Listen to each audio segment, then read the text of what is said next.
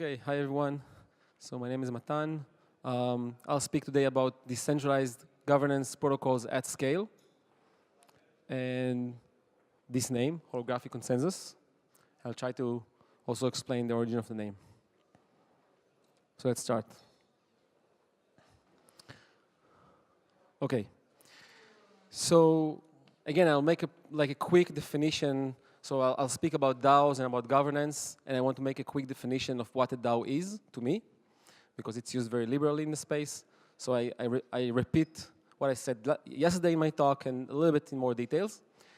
So the DAO is a new form of human association that on one hand aligns the interests of actors and manages joint resources around a shared mission or goal or task like companies do, but which also becomes more effective as it grows and is also decentralized and open like free markets do. So that's my definition of DAO, which is maybe captured, summarized in those two words. It's an organization that is both orientable and super scalable. So orientable means that you can orient that organization towards directed towards any mission, and super scalable means that it scales super linearly. So when you grow the organization, it becomes more effective rather than less effective, as all organizations are. And that's to compare with the firm, which is orientable but subscalable. It becomes less and less effective as it grows. And the markets, which are super scalable but non-orientable. So as we said, the DAO is orientable and super scalable. And to afford a super scalable organization, you need to have a super scalable governance system, and that's the theme of the talk. So how do you form a super scalable governance system? It's very counterintuitive. You have more and more agents, and thus more and more decisions to make, and you are becoming more and more effective in making those decisions. Very counterintuitive. So let's see what do really like. Let's paint or draw super scalability in some more visuals. So for example, let's say we have a really large organization. So everything that I'm saying here today is about large organizations. So we have a very large organization here, and let's just assume we are just doubling it. So now we have twice the size of the organization, right? So like scalability means that now we can perform all of decisions of the first and all of the decisions of the second, which now means that it's just like two organizations, roughly just doubling the organization. Now in reality, if we just had the capacity to perform decisions, this large organization would also have interactions between those two imaginary organizations, and thus you'll need to process even more effective decisions in the larger organization. So that's what we mean by super scalability, being able to grow and then also saturate the entire space of decisions that comes about from growing. Now that's very another way to put it is that when the number of agents grows, the number of decisions can grow super linearly. Now, why is that so counterintuitive? Because we are used to this picture. We are used to that when we are growing an organization, anyhow, all decision needs to go through some center, right? So the limit of the processing power is in the center. And the result of that is subscalability, which means when you grow the number of agents in the system, you become less and less effective. So you grow the number of decisions you can process sublinearly. Okay, so that's the definition of what we want to achieve today, which is a super scalable governance system, and let's try now to see how we can afford that. So firstly, what is the problem? Again, I'm repeating from yesterday, the problem is a core tension between resilience and scalability, right? So if you want to have more and more collective attention attending each and every decision, then clearly you are less scalable. If you want to have little amount of collective attention put in each and every decision, then potentially you're not resilient, right? So if small group of people can take decisions on behalf of the larger DAO, clearly that's potentially sensitive to faulty behavior. And when I say faulty behavior, I mean both attacks, right? So a small group can literally attack the larger fund, for example, but also just decoherence. So you can just take decisions that are not in line with the greater majority. So that's another maybe less risky form of faulty behavior. So by definition, by everything we just defined, by definition, the desired outcome should be something that we call holographic consensus, which means that we should allow for a small group of people to take decisions on behalf of the larger DAO, but in a way that ensures the coherence between those decisions, the local decisions, and the global alignment, what I call the DAO's truth. So of course, DAOs don't have objective truth, right? They're just like any creature. They have their mind, their hive mind. And the truth of the DAO is basically the outcome of decisions if all agents had the capacity to consider those decisions and spell output, whatever the output is. Maybe most of them will not even express any opinion, but at least they had the capacity to look at it and see that it makes sense, or at least they don't have the mental capacity to express anything.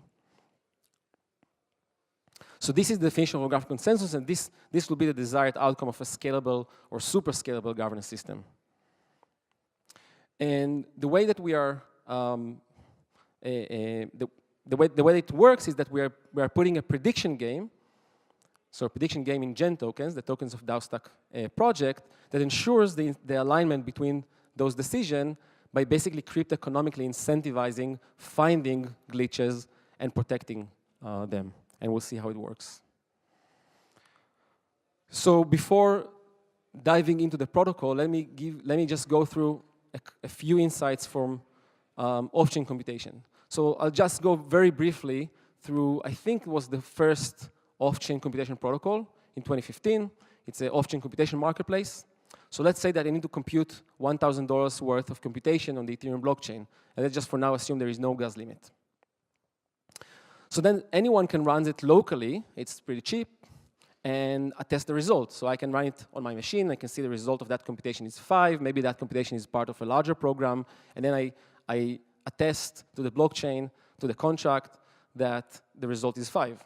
And I'm willing to stake $2,000 on that attestation. So I put that on the contract. So if after some time there is no claims against it, we'll just use that attestation as the right result, and we'll print it into the larger computation. However, anyone can verify locally on their machine the computation. It's very cheap. And perhaps within the confirmation period, someone says, no, the result is 4, and I'm willing to stake $2,000 for that. And then, of course, once we have conflict, then we do the computation on-chain. The wrong attester lose their stake, cover for the cost of the computation, the remaining goes to the right attester, right? So this is a very simple protocol, and that's also the insight for decentralized governance at scale. So the bottom line, rather than having, so we always thought that consensus means that everyone needs to look at everything. So rather than that, we can have everyone can look at everything, plus reward the right attestations, put high penalty for wrong attestations, and then high gain for signaling wrong attestations. Okay, so with that, let's try to build up the protocols in steps. So firstly, the immediate suggestion would be to start with a relative majority rather than absolute majority.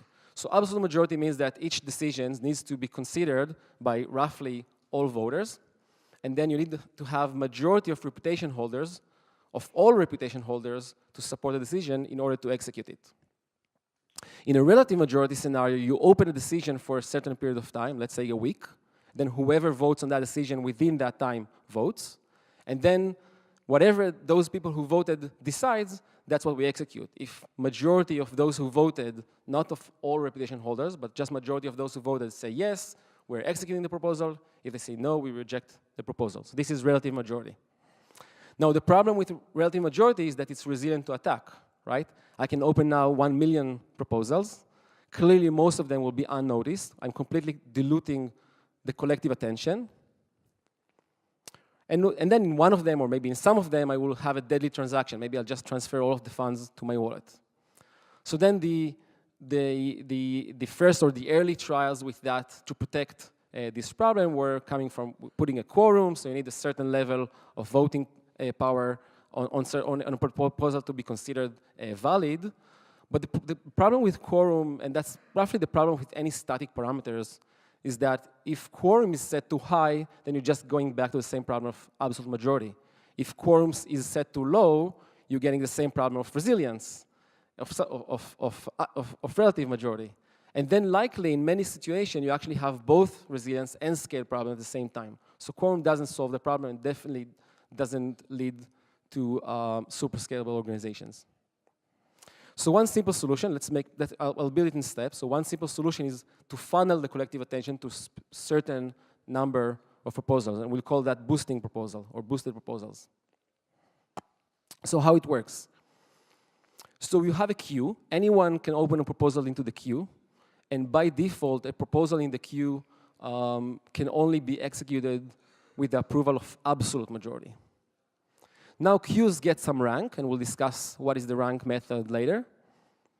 And under some conditions, proposals can be transferred from queue to the boosted list. The boosted list has right now n proposals. And the boosted period, the proposals are open for finite time. At the end of that time, they are being decided about by relative majority. So that method basically are funneling, so the entire collective attention is guaranteed to be looking at very small and protected number of certain proposals, and by that increasing the effectiveness of the collective attention. So this is the funneling method. So this is nice. Let me show you a little bit how it works specifically, and that's the demo that I showed yesterday. So these are mock-ups from this demo. So anyone can.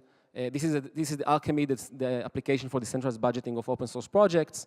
So anyone can open any proposals, and almost everything that I'll show here is completely configurable. So anyone, it's also configurable. Like you can put conditions on who can open proposal. Right now, the default is that anyone, so you don't even need to be a member of the DAO to make a proposal. But you can also configure that so that you need to hold certain threshold of reputation to open a proposal. And then you can open any proposal, and that's also configurable, whether you can transact funds or whether you can change the rule of the protocol as well.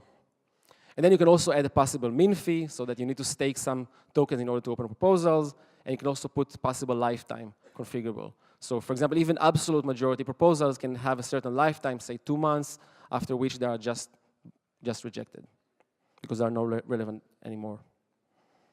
And then voting a proposal is weighted by reputation, which is just an attribute number for each address. And I'll say just a couple of words about reputation flow later in the end of the talk. And then regular proposals, again, are approved by absolute majority threshold, and that's also configurable. It can be 50% or 60% or whatever chosen. Then you can boost it, and this is a condition. If the rank is higher than some threshold, are not. And then in the Genesis protocol that we're launching with, we chose R naught to be exponential in the number of already boosted proposals. So it's a very protective scheme. So you can have it less than exponential, you can have it polynomial, for example, but exponential is highly protective, as you'll see, where n is the number of boosted proposals already in the boosted list. And what happens with the boosted proposals? They are open for a certain boost period, which is also configurable. And then at the end of that period, that are decided by the relative majority. And one last point is that there is a quiet ending period, which is also configurable. So let's say the last day, no change of decision should be made in the last day. And if there was a change of decision in the last day, you just increase the boosting period with one another day until you have one last quiet day. That's critical for boosting ending attacks, against boosting ending attacks. So now we're adding the prediction game. Anyone can predict the DAO approval of a certain proposal by simply staking gen on the proposal. So I can come and say, look, I look at this proposal. Maybe I also have an interest to promote that proposal. Maybe that proposal is to fund my own project. And then I'm willing to stake $200 or maybe $2,000 because I believe that this DAO will approve that proposal. So it's paired DAO. It's not an objective truth. I'm not saying something objective about this proposal is good or bad. I'm just saying that I'm predicting this DAO will approve that proposal. Now, anyone can also stake against that prediction. Of course, wrong predictors lose it all, and the right predictors gain some more gen. These are the rules of the game, a little bit in more details. I'll skim it very fast, but wrong predictors lose all of their gen tokens. Then also all of the stakes of both sides goes to incentivize the voters, the pre-boost voters. So pre-boost voters share P fraction, which is also configurable of all stakes. We call it prediction fee. and that it's split between all pre-boost voters in proportion to their reputation. Then there is one last piece, which is the DAO bounty, which is basically added to the stake that is then gained by the successful predictor. It's critical to incentivize positive predictors in case that no one predicts against them. So you can think of it as sort of like the management cost of the DAO. And then all successful predictors gain in proportion to their stake, the lost stake of the losers, plus the DAO bounty, minus the prediction fee. Notes that regular proposals in the queue that are hitting lifetime are considered rejected, and accordingly positive stakes put on them are lost. Now, how do we fix the rank? So generally, you can have many different formulae, and it can depend on, for example, the amount of votes that voted yes, and the amount of votes that voted no, the amount of stakes that put yes, and the amount of stakes that predicted no. And we choose a very, very simple formula, just S plus minus S minus, which is the sum of gen predicted that the proposal will pass, minus the sum of gens predicted that the proposal will not pass. Now, why don't we make it also dependent on the voting? Because that's already implicitly taken into account with the staking, right? Like if I see that Vitalik just approved the proposal in Ethereum, I will run to put a stake that it will pass because I know that he's a very influencer. So what is the outcome of that? What is the outcome of that is protecting the collective attention? So you see that when you have more boosted proposals, number n, it means that there is exponentially higher boosting threshold because R naught goes like exponential of n, and thus exponentially more supporting stake needed for yet another proposal to be boosted. But once that amount of stake was put in favor of that proposal, there is exponentially more interest of those who staked it to make sure that the right votes shows up. Like if I stake for a proposal, I put $5,000, and then eventually I see that when it goes into the boosting period, the proposal seems not to be passing, then I know that something is wrong, or at least I think that something is wrong. Then I can call the voters that I think that are influencers and should be in favor of that proposal. Maybe they didn't show up yet to vote it. So basically, I'm acting right now as a signaling agent. Basically, we are outsourcing signaling or navigation of collective attention to a greater audience, because the audience of stakers, or the predictors, and that's important to express, is not within the DAO. So it's a much, much greater audience that can look at each and every proposal. So the bottom line of that is that if there exists a gap between a proposal status and its believed majority outcome, then this gap turns into a potential reward, which then generates an economic incentive to fish those glitches. The second point is that predictors, like any investors and traders in the market, in fact, like any market, economic market, go under economic evolution and improve over time. So if I'm a good predictor, I make nice profits, which means that I have more money to put even more larger stakes and make even more money. And if I'm a bad predictor, I'm losing my money and I stop making predictions. So you can see that token holders can boost or filter proposals, but they cannot make decisions. So you cannot buy a decision, so it's protected, but you can buy it into consideration. But of course, if you're buying into consideration a bad proposal, you're going to lose your money. Also note the logic similarity to off-chain computation that I've just mentioned in the beginning, but also to Fisherman protocol of parity of Polkadot if you look at it. So almost at the end of the talk, just a quick comparison with FutureKey, because that's a question that comes about often. So FutureKey is also a prediction market game for governance. Now the difference is that, and that's also my critics for FutureKey, is that FutureKey is purely economic. So the prediction market not only signals, but also makes the decision. And the outcome is twofold, or the problem is twofold. So firstly, this kind of system cannot account for wide variety of value systems. So it's pure economic, and by that is very narrowed in the value system it can reflect. And the second, that is highly manipulable, just as markets are highly manipulable as we see every day. And that's why regulation basically came about. So the second part of that comment is just to say that we notice that in governance there are really two different functions. So one function is the decision, and another function is the signaling. So if you want the choice making and sense making, and decisions are well made by governance bodies, but then signaling is well made by markets. So we just disentangle those two functionalities and let the market do the signaling, the sense making, and the decision body to do the decision, the choice making. I won't say much about reputation flow. What I mean by reputation flow is that how reputation changes in the system beyond the simple way, which is just manual reputation flow. So we can make a proposal in the system to add or subtract reputation to an agent. But there's also algorithmic reputation flow. So for example, you can have algorithms where those who vote in accordance with the majority early on gain reputation, and those who vote different from the majority early on lose reputation. You can make algorithms that those who make successful proposals that are eventually passes gain reputation, and so on and so forth. So you can have algorithmic reputation flow, which is yet another topic. And my last slide is just mentioning that these protocols, holographic consensus, and I'm also covering here funneling collective attention, and in some sense also monetization of attention, is just a part of a greater toolkit for scalable governance system. And in particular, it should go together with delegation, the ability to delegate your votes, and compositionality, so the ability to have structures, so like a company of sub-companies, of sub-sub-companies, and so on and so forth. So all this together, I believe, by now we have a full solution for a fully super scalable governance system. Thank you.